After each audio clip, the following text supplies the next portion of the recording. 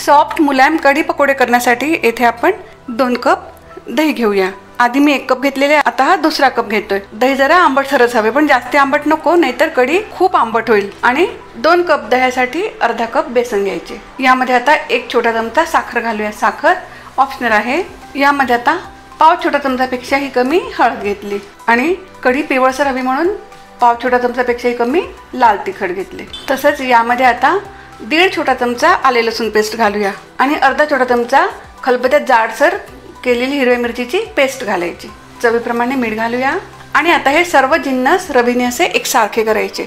दही जास्ती जुने तसेच आंबट पण नको, एकतर कढी खूप जास्ती आंबट होईल आणि जुने दही असेल तर चव चांगली होत नाही। रवीने एकसारखे केल्यानंतर असे मस्त घोटून घ्यायचे। दही, बेसन आणि यामध्ये जे आपण सगळे जिन्नस घेतले आहेत ते मिक्सरच्या जारमध्ये घेऊन पण तुम्ही एकसारखे करून घेऊ शकता। पण पारंपरिक पद्धतीमध्ये दही आणि बेसन रवीनेच आपण एकसारखे करून स्मूथ कन्सिस्टन्सी त्याला आणतो आणि सुरुवातीला असे पाणी न टाकताच आपल्याला रवीने एकसारखे करायचे। जर आधी पाणी टाकले ना तर कन्सिस्टन्सी स्मूथ अशी होणार नाही। आणि बॅटरची स्मूथ कन्सिस्टन्सी झाल्यानंतर यामध्ये आता पाणी घालायचे। ज्या कपाने आपण दही घेतले त्याच कपाने पाणी घालूया। 1 कप झाला, 2 कप आणि बेसन आपण अर्धा कप घेतले ना त्याच्या 10 पट पाणी घ्यायचे। 3, 4 आणि 5 पाणी टाकून घेतल्यानंतर पण रवीने छान एकसारखे करून घ्यायचे। तुम्ही याची कन्सिस्टन्सी बघू शकता, एकदम छान अशी एकसारखी आलेली आहे, स्मूथ आलेली आहे।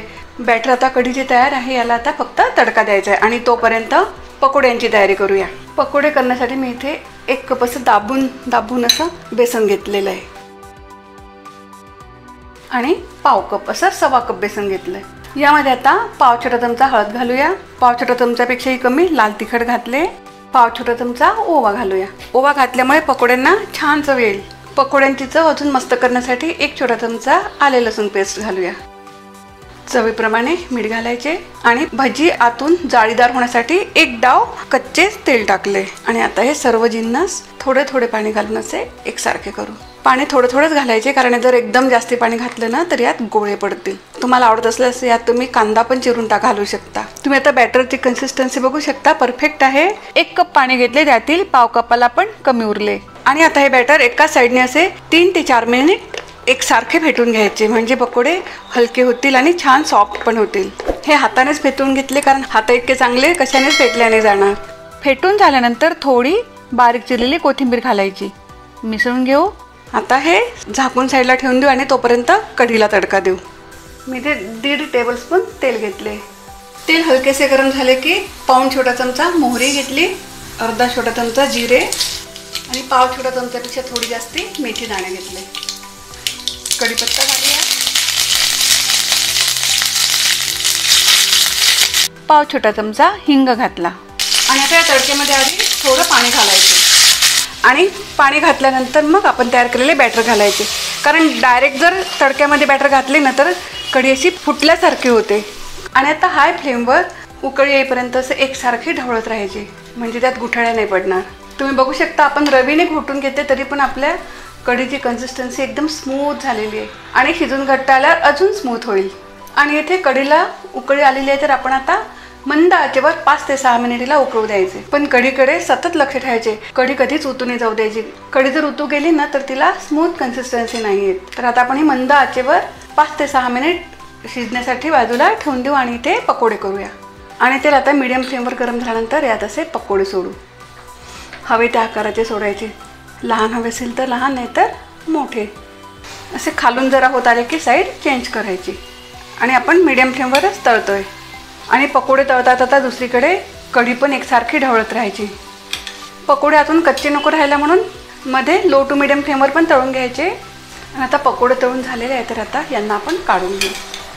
असे सर्व पकोडे तळून घेऊया।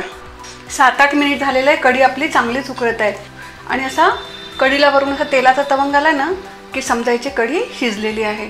तुम्ही याची कन्सिस्टन्सी पण बघू शकता। कढी भजीसाठी कढी नेहमी थोडी पातळच हवी, कारण ती भज्यांमध्ये पण मग शोषल्या जाते। वरून थोडी कोथिंबीर घालू आणि आता गॅस बंद करूया। मी इथे एका बाउलमध्ये गरम कढी काढून घेतली आहे आणि यात आपण आता हे तयार भजी पकोडे टाकूया। गरम कढीमध्येच भजी गरम असतानाच घालायची, वाढण्याच्या 5 ते 6 मिनिट आधीची कढीमध्येही बुडवून ठेवायची. आणि आपण आता याची चव अजून छान करण्यासाठी एक तडका देऊ. 1 टेबलस्पून तेल घेऊ आणि तेल हलकेसे गरम झाले की त्यामध्ये 2 लाल मिरच्या घ्यायच्या, कढीपत्ता घालूया, थोडा हिंग आणि अर्धा छोटा चमचा लाल तिखट. गॅस लगेच बंद करायचा म्हणजे तिखट हे जळणार नाही. आणि हा तडका आता कढीवर घालू. मी तुम्हाला यातील एक पकोडा कट करून दाखवते. बघा ते किती स्मूथ झालेले आहेत. कढी पकोडे तुम्ही भातासोबत, चपातीसोबत, भाकरीसोबत खाऊ शकता. आणि हा व्हिडिओ बघितल्याबद्दल धन्यवाद.